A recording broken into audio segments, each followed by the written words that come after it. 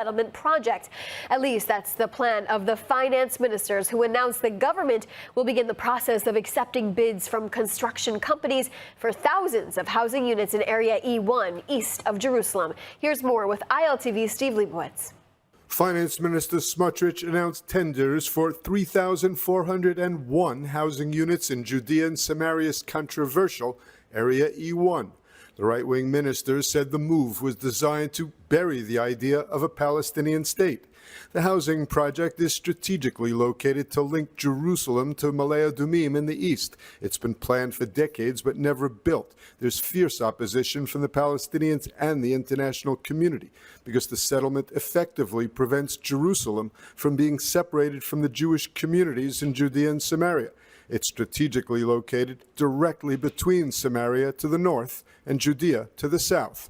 The Palestinians claim that the development of E1 would effectively block linking Palestinians from Judea and Samaria into what they view as part of a Palestinian state.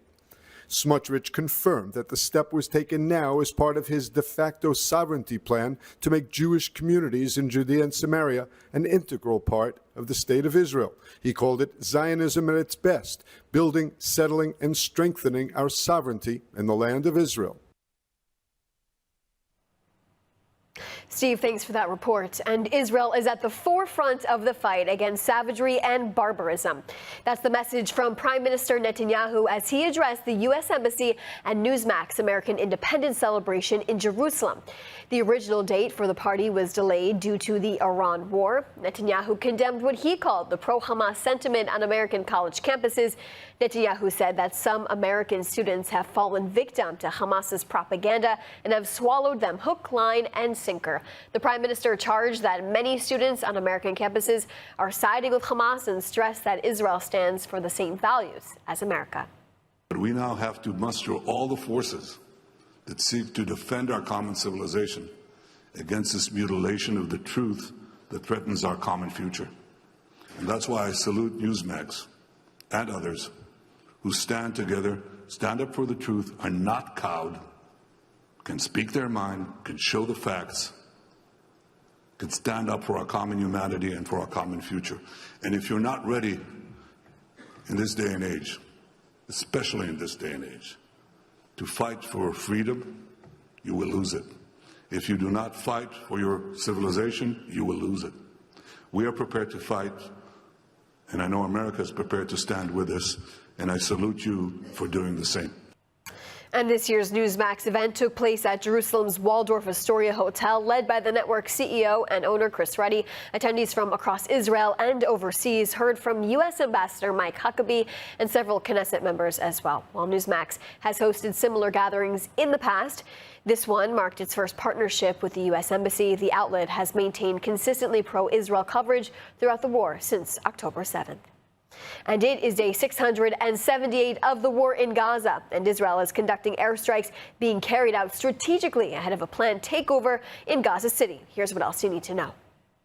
IDF planes and tanks heavily bombed eastern areas of Gaza City in the Zaytun and Shijaya neighborhoods. The bombings appear to be an effort to hit areas that will be part of new army maneuvers to capture Gaza City, due to begin in October. Tanks also operated east of Khan Yunis in southern Gaza. The army announced that it killed an elite Hamas Nukba member who took part in the October 7th assault. Abdullah al-Bakin was deputy commander of the Nukba company in the Jabalia battalion of Hamas. He led the attack on an army base next to the Erez crossing, according to the military. According to the Hamas-run health ministry, 123 people were killed in the largest 24-hour death toll in a week. Meanwhile, Israel is making efforts to save Palestinian children requiring medical care outside of Gaza. A group of young patients departed from Israel's Eilat Ramon airport on a special flight to Italy. 3 Italian Air Force planes carried 31 children accompanied by their parents. They were flown to Milan, where they will receive health care and specialized treatment. Now, over the past 24 hours, 6 countries carried out Gaza aid drops. For the first time, Indonesia joined the international effort coordinated by the IDF. And things are likely going to be getting very busy here in Israel, as it seems operations inside of Gaza City are ramping up before this planned military offensive in one of Hamas's last stronghold locations in the enclave, according to the military. Well, joining us now to discuss it all is Brigadier General Reserve Amir Avivi. Thanks so much for being with us, as always. Thank you. My pleasure. Tell us what comes next. We're in this waiting period before the military takeover is supposed to happen. What can we expect to happen inside of the enclave? So basically, the is approving the plans with the cabinet. After the cabinet decided to really go into Gaza City, this major stronghold of Hamas. There are two strongholds left. One is Gaza City, the other one is in the central camps, Deir el-Balah. And the decision is that the IDF will take over all of Gaza City while moving the Gazans from Gaza City south to the area of the central camps in El-Mawasi. And the army now is preparing the plans. There are many preparations. It will probably take a few weeks. But as the army is preparing, the fighting continues. The army is fighting in the outskirts of Gaza City, moving from one neighborhood to another, and preparing for the full-scale attack that might bring, at the end of the day, Hamas to a reality and an understanding that it's game over. The IDF and Israel are not going to stop until Hamas will be completely eradicated as a military and governmental entity.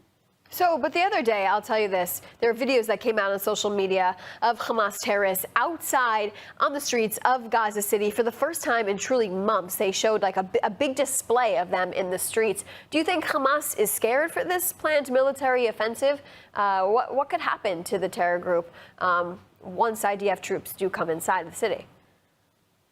So we remember that when the IDF was preparing for the war with Iran, and the IDF got the mission to take over 75% of the Gaza Strip, and the IDF did it. It took over the whole 75%. Hamas cannot stand against the IDF attack. The IDF managed to take all the 75% and completely dismantle all the terror infrastructure, all the tunnels, all the terrorists, and so on. So now there is an additional 10%. Yes, it's a complicated area. It's a city with a lot of terror infrastructure, but the IDF is arriving to this point very strong, very well trained, with many lessons learned, with top technologies, and really the spirit to win decisively and really work towards creating the terms to release our hostages and also to eradicate Hamas. Hamas is broken. They have no real leadership. All the major figures are already gone. And therefore, I think that there will be definitely challenges and there will be fighting. But the IDF will achieve its missions in a few weeks and will take over Gaza City.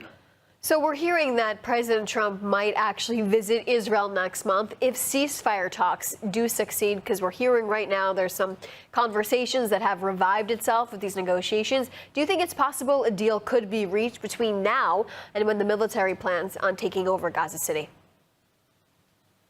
I think that we are past partial deals. I think that the right policy, and this is what the Prime Minister also said, is we're not going to do any more partial deals, no more thousands of terrorists released, no more retreats. The way to win the war, to release all of the hostages and win the war is destroy Hamas. Is going into the last two strongholds, destroying Hamas, and by doing that, not only winning and eradicating this organization, but also creating the terms for the release of the hostages and disarming completely the Gaza Strip, demilitarization of the whole Gaza Strip. The government set 5 very clear goals, and it starts with destroying Hamas. But do you think a deal is reachable? I mean, we have a month and a half left to go, it seems like, before evacuations are completed inside of Gaza City. Do you think it's really possible Israel and Hamas could reach a deal before then?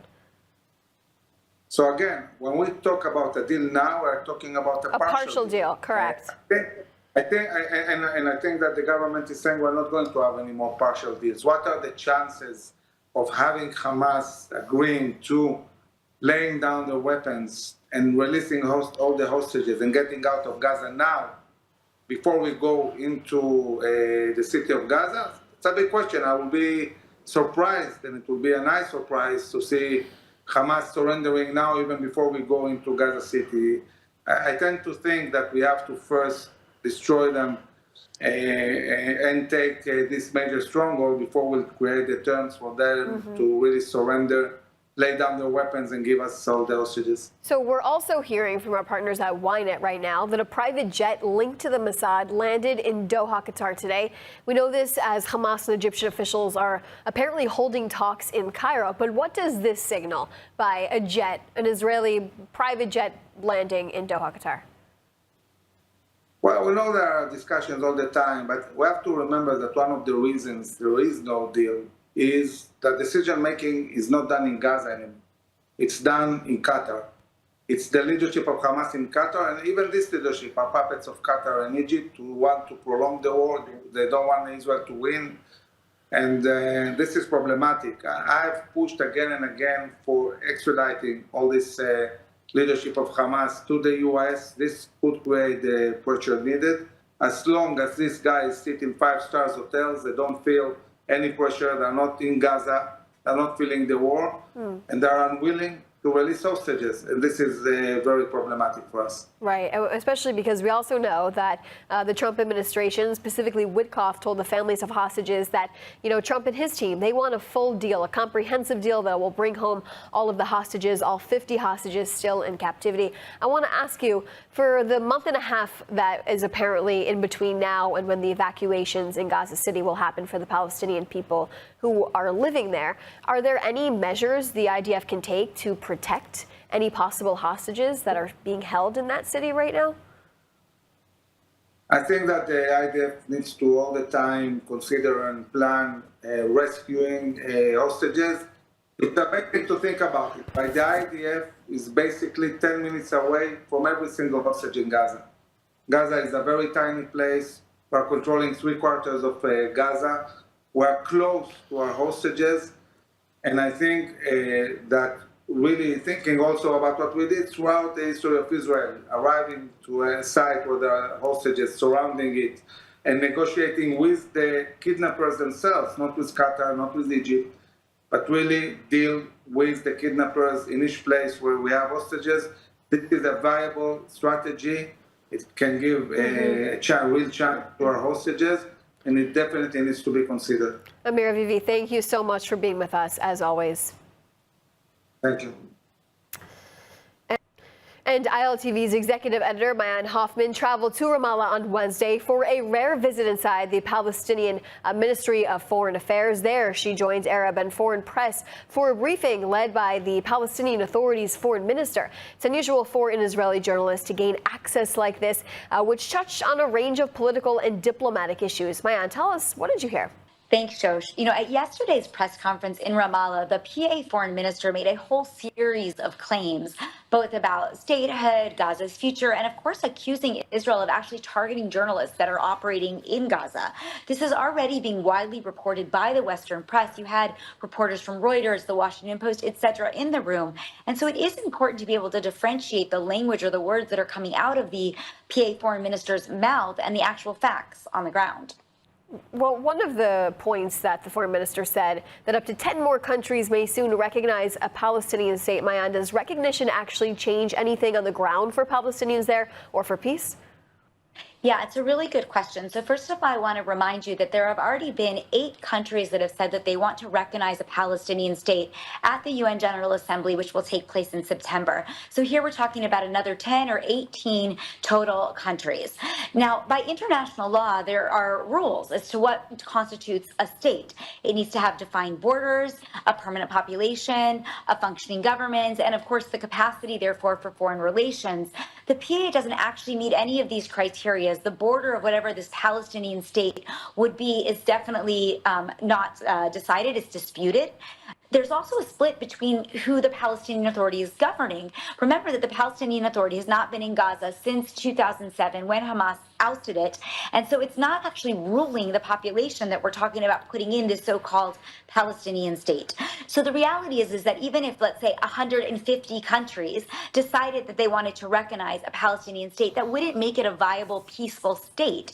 Recognition without actually negotiating a final agreement between Israel and the Palestinians would just be wouldn't be a state. It would be really nothing. I mean, the proper thing is to get on a path to peace that would be orchestrated between the two entities. Now, she also said that the PA has a plan to actually govern Gaza once the war ends. How realistic is something like that? Well, again, it's not realistic because the Palestinian Authority, as I said, hasn't really been ruling Gaza already since 2007.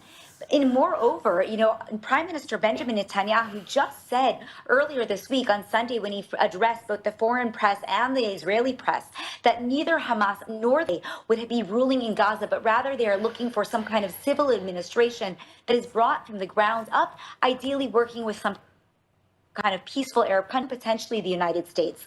If we ignore Israel's security needs and try to helicopter in or parachute in the Palestinian Authority, which we know up until now has been corrupt, has been insightful, and has certainly been funding terrorism in its own right, then it is very unlikely to be successful for Israel or for the people of Gaza. And Maayan, finally, you told me before this interview that quite a bit of time was actually spent accusing Israel of committing a crime by killing an Al Jazeera journalist known by Anas al-Sharif. How can Israel respond to these types of allegations? Okay, so first and foremost, obviously the death of anyone, and certainly any journalist, is very tragic, but it isn't to put what happened with that killing in context.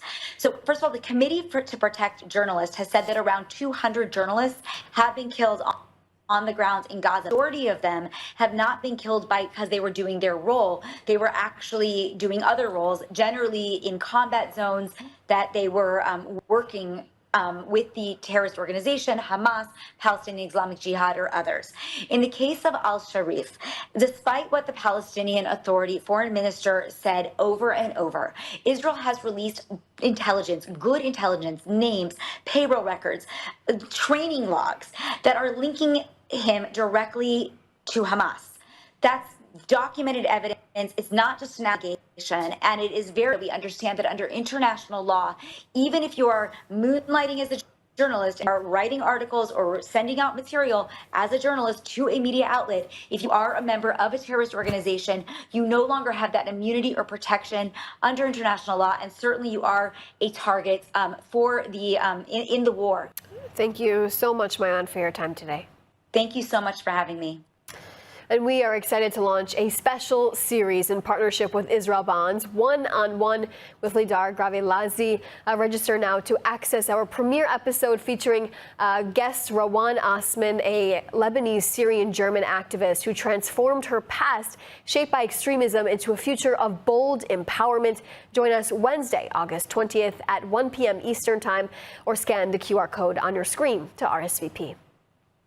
And the family of Nepali hostage Bipin Joshi is in Israel for the first time ever, visiting the last known place he was seen alive on Kibbutz Alumim before he was kidnapped by Hamas terrorists on October 7th.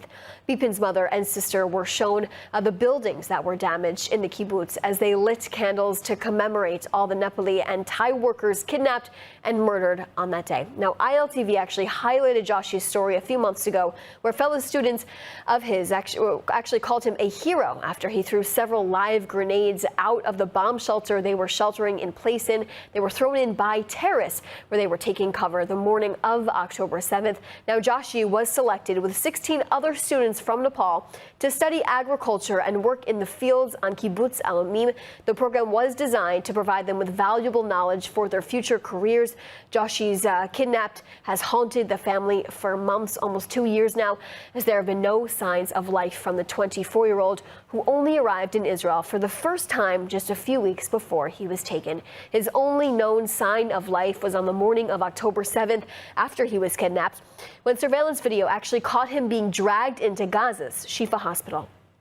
We don't know where he is, and is he getting food, is he getting medicine?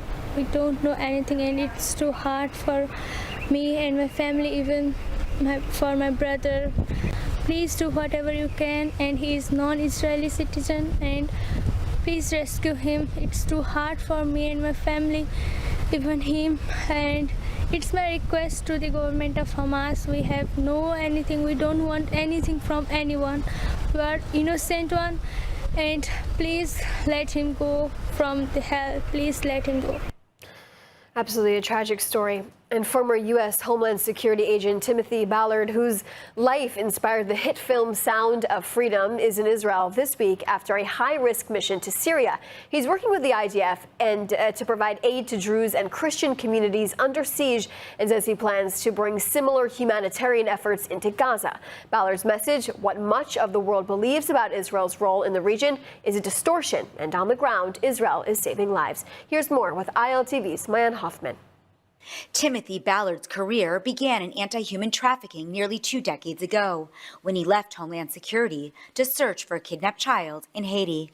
His nonprofit Operation Underground Railroad has since rescued thousands from slavery and abuse. Now, Ballard is in the Middle East, focusing on vulnerable minorities in southern Syria. He says the crisis is far worse than what the West is hearing.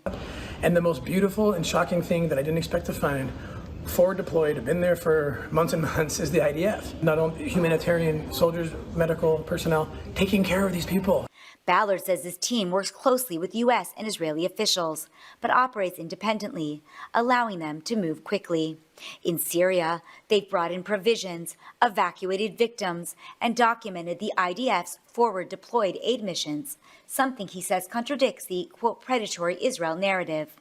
Next, Ballard plans to enter Gaza, where he believes Hamas is the primary oppressor of Palestinian children. Imagine being a child in Gaza, being given a fake gun and being told, kill the Jews, kill the Jews, in your heart.